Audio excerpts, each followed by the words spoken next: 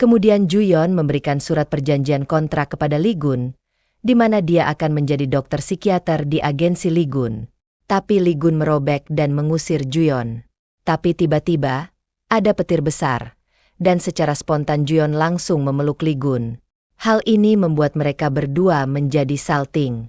Akhirnya, Lee Gun pun membolehkan Juyon istirahat di apartemennya pada malam itu. Di pagi harinya, Lee Gun mendapat telepon jika Si-on tidak mau menjalani terapi, di mana Si-on tengah mengalami cedera di kakinya. Juyon kemudian menawarkan kepada Lee Gun untuk membantu Si-on supaya bersedia menjalani terapinya.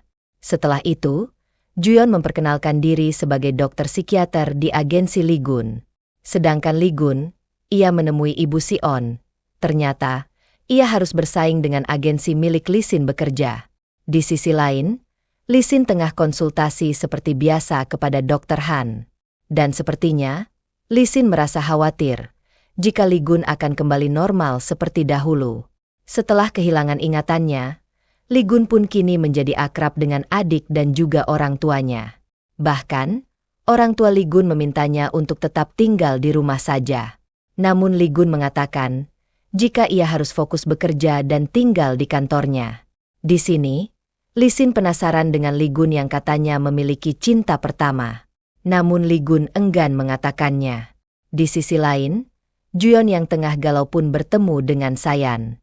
Kemudian, Sayan meminta Juyon untuk mentraktirnya.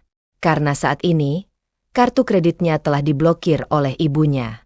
Akhirnya, mereka berdua pun minum bersama. Tak lama kemudian, datang seorang laki-laki yang memaksa Sayan untuk pergi bersamanya. Saat itu, Sayan pun langsung melawan pria itu hingga membuat si pria terjatuh.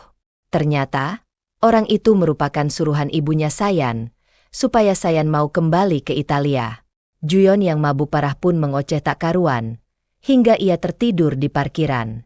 Saat itu, Lee Gun melihat Juyon yang tertidur di parkiran dan merasa kasihan. Hingga akhirnya, ia memberikan akses masuk ke apartemennya.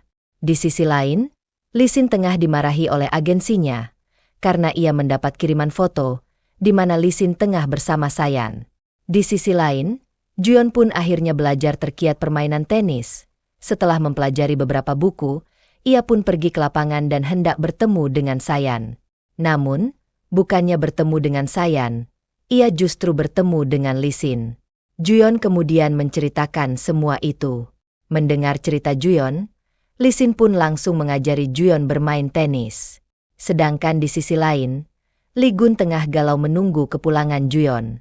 Bukannya segera pulang, Lee Gun justru didatangi oleh temannya yang memaksa untuk dipekerjakan di agensinya. Dan saat itu, teman Lee Gun melihat lipstik wanita. Dari sini, Lee Gun pun mengatakan, jika Juyon sempat tidur di kantornya. Kemudian, diperlihatkan, jika Juyon tengah berjalan pulang. Saat di tengah jalan, sepatunya sempat masuk ke dalam selokan. Dan dari kejauhan, Lee Gun memperhatikan Juyon. Saat Juyon berhasil mengambil sepatunya, Juyon pun diikuti oleh seorang pria. Di sini, Lee Gun pun mengejar pria itu dan menangkapnya. Ternyata, pria itu adalah Dr. Oh. Di sini, Dr. Oh merasa penasaran dengan Juyon yang menjadi cinta pertamanya, padahal ia lupa dengan kenangannya. Dr. Oh bahkan memancing Lee Gun untuk menceritakan bagaimana awal mula mereka bertemu.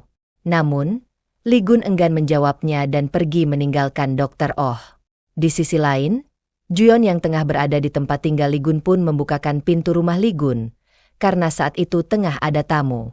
Ternyata, orang yang datang ke rumah Lee Gun adalah Lee Sin.